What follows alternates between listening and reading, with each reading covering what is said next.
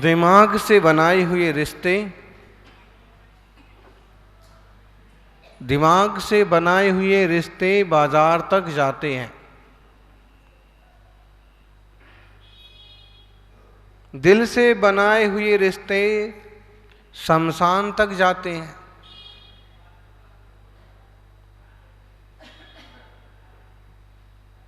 दुनिया से कोई भी रिश्ता बनाएंगे सब यहीं रह जाएंगे। भगवान से बनाए रिश्ते मोक्ष तक जाते हैं। भगवान से बनाए रिश्ते आसमान तक जाते हैं।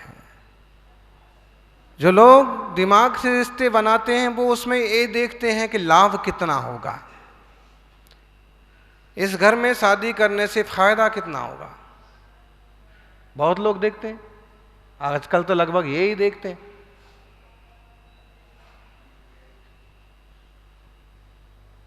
भौतिक लाभ कितना होगा ये देखते हैं, आध्यात्मिकता क्या होगी, क्या होगा उसका, उसकी परवाह नहीं करते।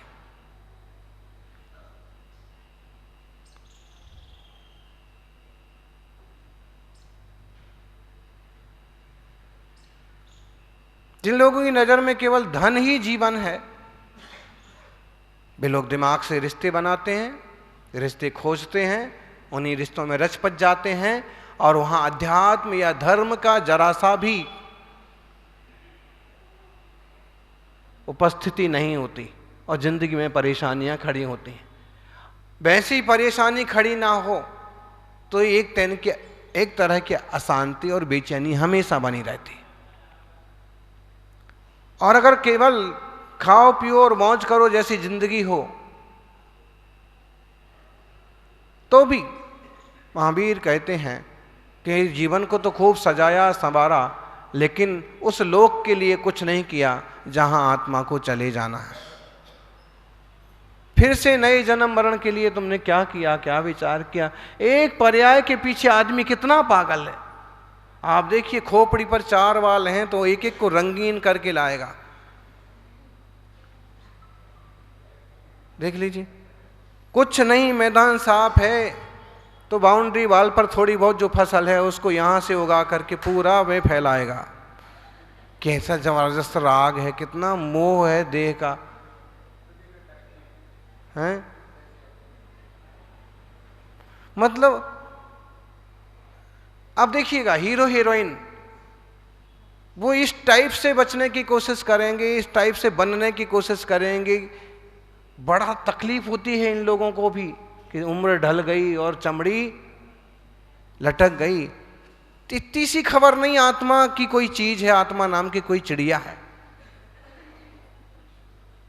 कुछ पता नहीं तत्व का। वो देह के स्तर पर जीते रहते हैं। देह के स्तर पर जीने वाले लोग दिमाग से रिश्ते बनाते हैं। दिमाग लगाएंगे कि कितनी कमाई होगी, इनसे दोस्ती करने से आगे आगे कितना फायदा होगा।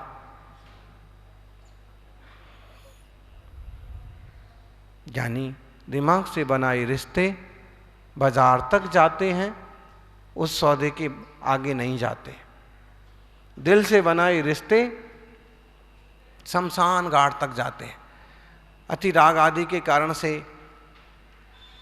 माता पिता के कहने से जो शादी विवाह हो गए, परिवार में आपस में स्नेह भाव है, तो वो रिश्ते कहाँ तक जाते हैं? शमशान घाट तक। माने जिंदगी भर निभाते हैं। परिवार में कोई भी समस्या खड़ी हो जाए एक दूसरे के साथ खड़े हो जाते हैं। ऊपर वाले रिश्ते की मायने में ये थोड़ा ठीक है। इतनी तो जिम्मेदारी समझी कि बुजुर्ग माता पिता की सेवा जरूरी है, पतिदेव अस्वस्थ हो गए इनकी सेवा जरूरी है, पत्नी को कोई प्रॉब्लम हो गया इनकी सार संभाल जरूरी है, क्योंकि हमारे रिश्ते हैं, ये हमारा परिवार है, ये हमारा समाज। तो वो सब जाते हैं शमशान तक। और दुनिया के सारे रिश्ते कैसे भी बनाओ, कितने उत्तम बनाओ, सब यहीं रह जाते हैं। प्रभु से बनाए रिश्ते जाते हैं आसमान तक। उसके पास कोई लाइसेंस होता है जंगल के राजा का? उसके पास कोई सुविधाएं होती हैं? है तो जानवर, है तो दुखी और परेशान। उस पर्याय से भी पार हो गया और 10वें भाव में तो जाकर के भगवान महावीर की पर्याय तक पहुंच गया। ऐसा ही अद्भुत जिन धर्म है, भक्ति और गुरु सेवा के जो रिश्ते होते हैं भाव पार लगा देते हैं। प्रमादी बनने का अवसर ही नहीं है जी। अभी तो जागृत रहें, सावधान रहें। एक एक पल में कर्मों की नजरा कैसे हो, संबर कैसे हो, इस पर विचार करिए। सात तत्व का बोध होता है तो सम्यक दर्शन होता है। कौन से हैं सात तत्व?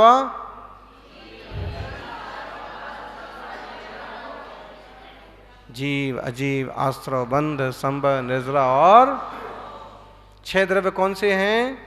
जीव, पुद्गल, धर्म, अधर्म, आकाश। बिल्कुल वस्तुनिष्ठ विज्ञान है ये। किसी भी जीव को आत्महित के लिए इनको समझ लेना बहुत आसान है, बहुत जरूरी है। इसके बिना हित कैसे होगा? आपको अपने जीवत्व स्वभाव की खबर ना हो, कर्म द्रव्य जो है वह अजीब है, दुनियादारी, देह आदि जड़ है, उसकी पहचान ना हो, किसका भला करेंगे आप?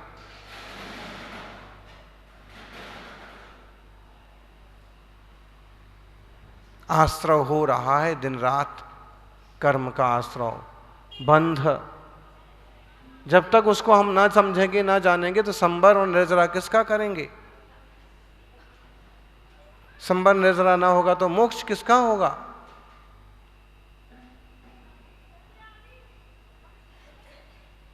बोलो। अभी तो सुविधाएं इतनी ज्यादा हो गई कि विदेह में इतने तन्मय हो गए कि जीव की बात करने की फुर्सत नहीं है। जीव की बात, तत्व की बात महाराज जी आप जानो, आप करो, हमें ये सब नहीं आता। भाई सीखना चाहे तो शेर की पर्याय में भी सीख जाए, और ना सीखना चाहे तो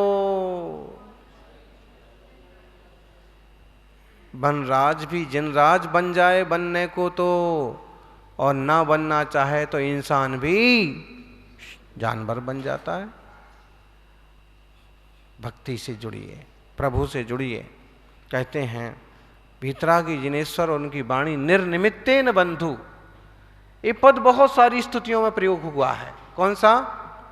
लोकस्यैकस् त्वमसि भगवन् निर्निमित्तेन बंधु त्वय्येवासौ सकल विषया शक्तिरप्रत्यनीका भक्तिस्फीतां चिरमदिवसन् मामिकां चित्तशय्यां मय्युत्पन्नं कथमिव ततः क्लेशयूथं सहेथा। इसमें एक प्रार्थना की है कि भगवान आप लोक के एकमात्र निर्निमित्त बंधु हैं। कैसे बंधु हैं? निर्निमित्त। निर्निमित्त मतलब कोई निमित्त नहीं है, कोई कारण नहीं है, कोई स्वार्थ नहीं है आपका। महावीर अष्टक स्तोत्र में भी आता है ना, निरापेक्षो बंधुर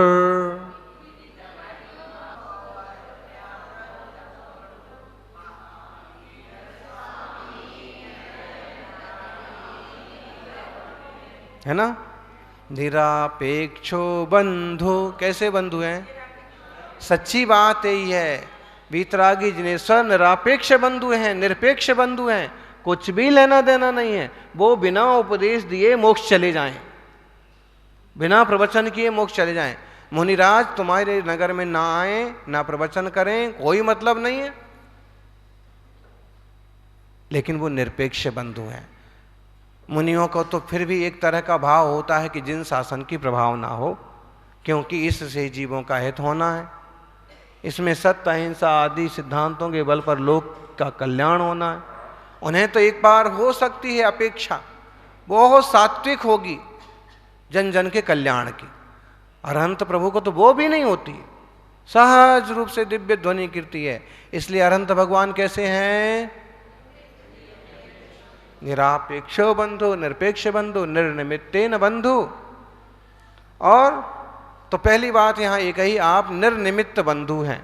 दूसरी बात कही, तो ये असौ सकल विषया शक्ति अप्रत्यनीका।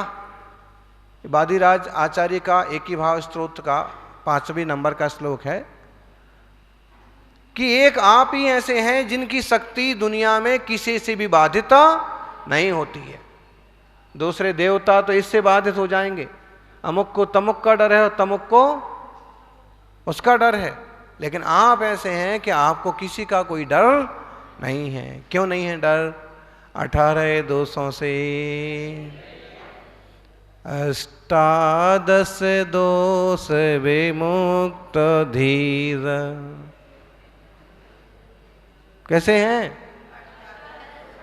बोलो बोलो, हाथ जोड़ो, बोलो। अष्टादश दोष विमुक्त धीर। बस इतना ही बोलो। कैसे हैं भगवान? और पूरी स्तुति बहुत सुंदर है, लेकिन आप सिर्फ इतना सा पद ले लो कि अष्टादश दोषों से विमुक्त हैं और आप धीर हैं। अधीर वो होगा जिसमें 18 दोष होंगे।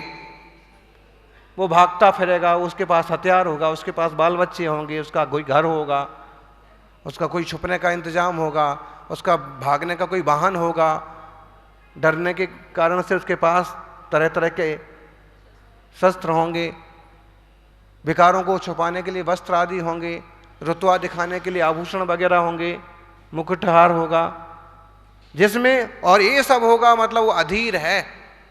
जो जितना वो प्रोपोगंडा बना के रखता है उतना ज़्यादा अधीर होता है। जैसे कुछ नहीं चाहिए हैं, लो एक, जिन्हें कुछ नहीं चाहिए वो कहीं भी जाके बैठेंगे, एकांत शांत जंगल में भी।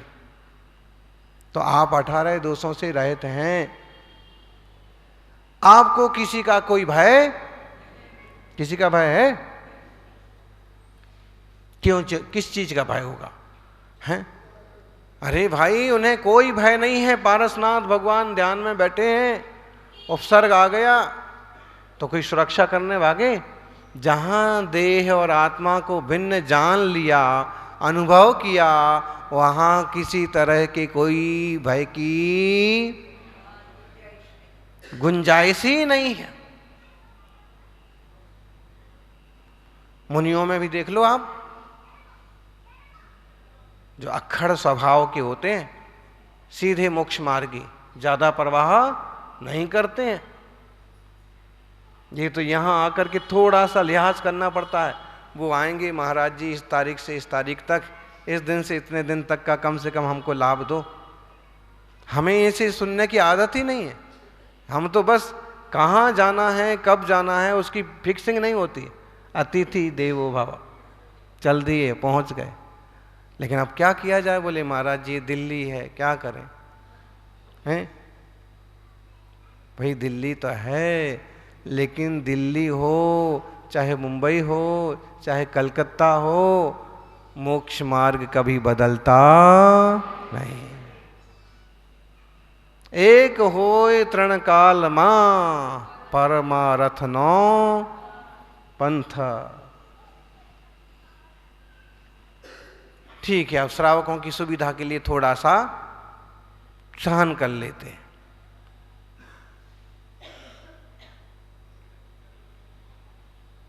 सबको धर्म ध्यान का लाभ मिल जाए, ठीक है। महाराज जी रविवार को प्रवेश हो जाए तो कैसा रहेगा? वो सही रहेगा। रविवार को सबकी छुट्टी रहती है। रविवार का बहुत, संडे का बहुत ज्यादा क्रेज है।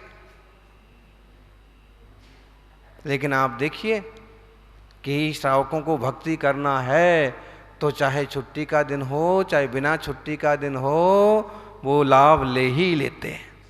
अभी जितने प्रवेश हुए अधिकतम बिना छुट्टी के दिन हुए, लेकिन भरपूर श्रावकों ने भरपूर लाभ लिया। यहां का प्रवेश भी कौन दिन हुआ था? किस दिन, कौन सा दिन था जी? प्रधान जी हिसाब लगाओ। गुरुवार का दिन, लेकिन गुरुवार को बृहस्पतिवार भी बोलते हैं।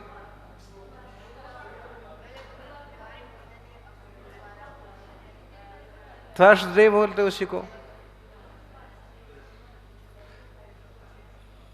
तो लाभ लेना है तो किसी भी दिन और रोज प्रातःकाल कहीं भी बैठो, चाहे मंडप छोटा हो कि बड़ा हो, हमेशा पूरा भरता है। मतलब है कि दिल्ली दिल्ली क्यों ना हो, लेकिन फिर भी धर्म के प्यासे लोग तो यहां भी रहते हैं। कम हो सकते हैं, ज्यादा हो सकते हैं, सौभाग्यशाली हो। तो यहां दो बातें भगवान के संबंध में कही हैं। पहली बात तो ये कि आप निर्निमित्त बंधु हैं। ये जरूरी नहीं है कि कोई सोने का छतर चढ़ाएगा तो ही आप उसके लिए आशीर्वाद देंगे, कोई उसकी परवाह नहीं है। आप और आपकी जिन वाणी है, आपकी दिव्य ध्वनि है, जग जन का कल्याण करने वाली। मुनिराज भी लगभग वैसे ही होते हैं, ठीक है। दूसरी बात ये कही कि आपकी शक्ति का कोई बाधक नहीं है, अनंत बल प्राप्त हो चुका है। अब जब इस टाइप के आप हैं और आप मेरी हृदय रूपी सैया पर चिरकाल से विराजमान हैं। आपके हृदय में कौन विराजमान है? कौन कौन विराजमान है? अरे आपको तरह तरह की श्रावक मिल जाएंगे। एक श्रावक की आरती हम सुन रहे थे, उसने ओम जय महावीर प्रभु से चालू करी और उसमें ओम जय महावीर प्रभु, ओम जय गणेश देवा, और उसमें जय जगदीश हरे, हाँ, और सारे देवता आ गए। मैंने उसको बाद में पूछा कि भाई मामला क्या है, आरती इतनी बड़ी आरती और इसमें इतने सारे देवता आ गए। उसने कहा रहा महाराज जी, और आश्चर्य की बात तो तब हुई जब उसमें ओम यमराज वगैरह की भी आरती। उसको पूछा कि भाई ऐसा क्यों, तो उसने कहा पता नहीं महाराज जी, कौन से देवता से पाला पड़ जाए, इसलिए किसी को नाराज।